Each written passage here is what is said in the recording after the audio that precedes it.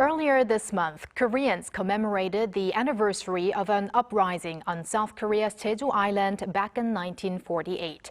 Days after, we learned that the archives of the Jeju April 3rd incident were officially added to UNESCO's Memory of the World Register in remembrance of the victims of state violence.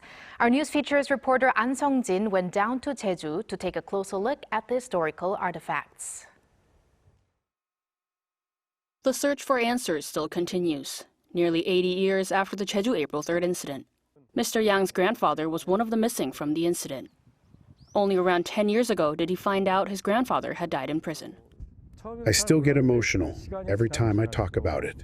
But the older I get, the more I understand the hardships of what my grandpa went through. I work on understanding the pain of those who have passed away. Mr. Yang works for the Association of Victims' Families from the Jeju 4-3 incident.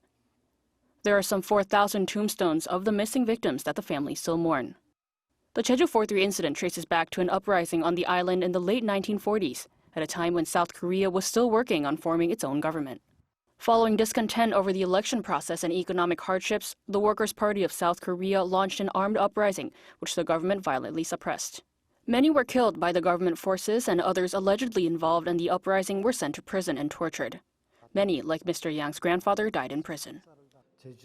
The reason this stone can't be placed is because this still doesn't have a name to it.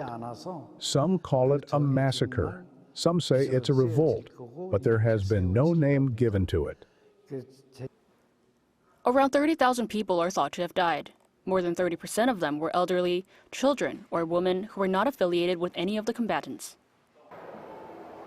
Those who know the past and the stories behind it work on raising awareness so more people can recognize the value and the significance of what happened here.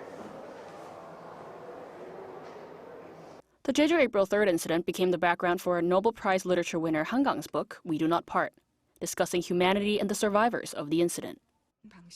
I read testimonies from massacre survivors, pored over materials, and then, in as restrained a manner as I could, without looking away from the brutal details that felt almost impossible to put into words, I wrote what became We Do Not Part.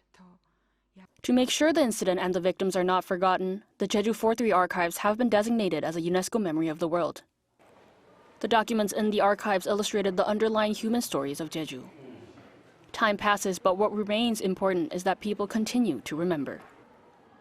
Ahn Sung-jin, Arirang News, Jeju.